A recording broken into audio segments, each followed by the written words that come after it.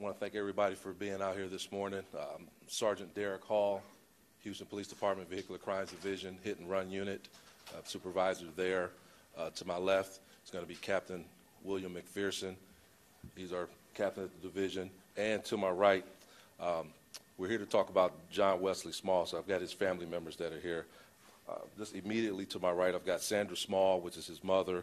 I've got Samantha Owens, which is just off to the right as well. It's going to be his girlfriend. I've got Chantel Thomas, which is the children's mother. And I've also have Debbie Small, another family member. They're going to want to get an opportunity to speak with you guys as well, to kind of get some more of the word out, to get some information about John.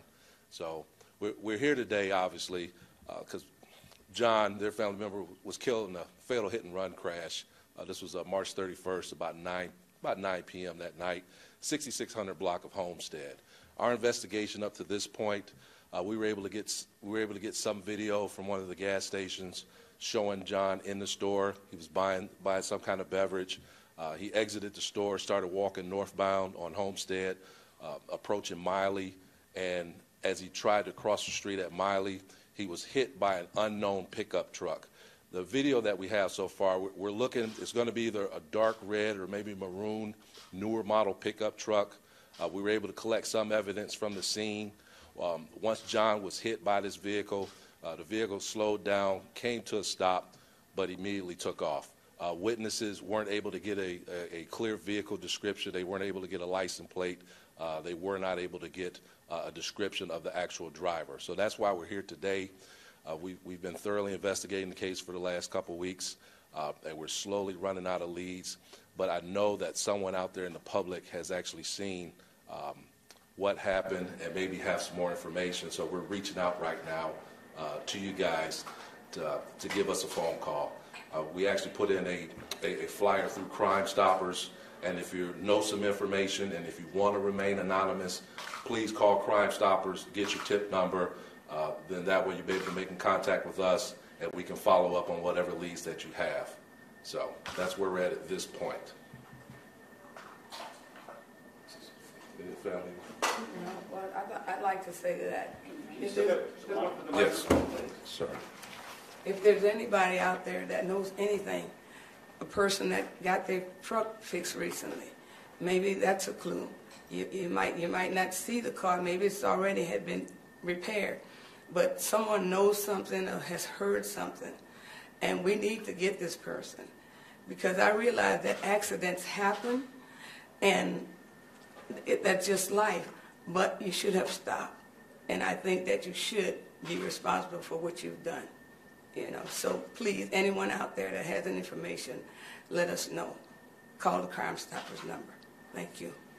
Ms. Moss, can you talk about how just horrific this has been for your family? It has been really, really hard. My son was the youngest of 4, and his brothers, and they're devastated. You know, because to them that was their baby. And it's just hard. And all of my grandsons, you know, they're young men now. And that's like their favorite uncle. So, you know, the family is really, really, you know, hurt. You know, tomorrow we're going to lay my son to rest. And I know there's going to be at least 500 people, because that's the type of kid he was. Everybody loved him. You know, I mean, he just was a brilliant kid, you know, just lovable. And hard-working kid, you know. But it's hard for the people that love him, you know, for him to go that way. You expect your children to die before you, I mean after you, not before you. But you want them to lay down and go to sleep. You know, you don't want a kind of accident like that to happen. You know, we get sick, we pass away. But, you know, I do know that God is in the working business, and we can't be mad at him, you know. Everything happens, and it's life, you know, and I'm hurt. I'm going to miss my baby, you know, but I think that someone, whoever did it, you know, I'm not asking for the death penalty. I just want you to show that you got some kind of conscience. Hey, go to jail, put up a bond, you know, do something. I think I just want justice. justice for my baby. That's what I want. I want justice for him. Yes. What do you think it says about the driver that they slowed down, probably realized what had happened Yes. before leaving? Do you think that's the case? I think maybe he was drunk, you know, or I don't know, maybe had drugs in the car. Yeah, I don't know, you know, maybe that's a couple of reasons, you know. So there's, you know, for reasons, but when you hit somebody and they might be dead, you need to stop. Anybody needs to stop, you know. And from the young lady that I talked to, she said it was like a road rage. You know, he just went around them and he hit John, you know. So you know, this road rage thing is really getting ridiculous with people. And over there, the cars are going so fast off of that bridge. Yesterday, they were just blowing at people trying to turn into the gas station. You know, so, you know, we were talking, and they really need a light over there. All those kids 2 blocks away at that school, they need a traffic light, you know, to stop those cars from going so fast. You know, but, you know, I believe he had trust in the Lord, and I know that we will get him. You know, justice will be served. Yeah, you know, he's going to give up or somebody's going to say something. Yeah, and I believe justice will be served. Yes. Can you spell your name in? Sandra, Sandra, small, Small. Can you address the damage? Was there any debris found, that kind of thing for us, if you could?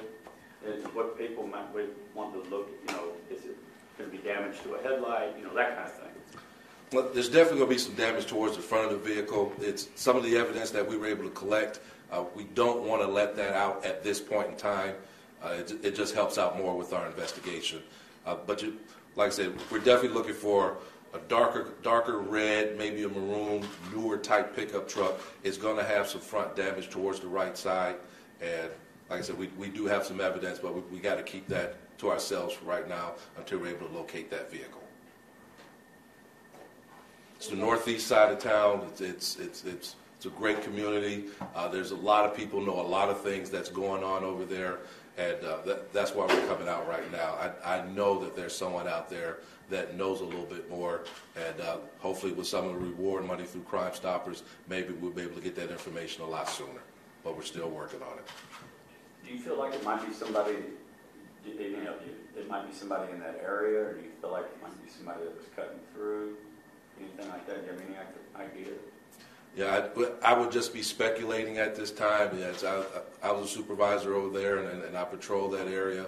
Yeah, it's probably, in my opinion, maybe someone that is in that area that lives there.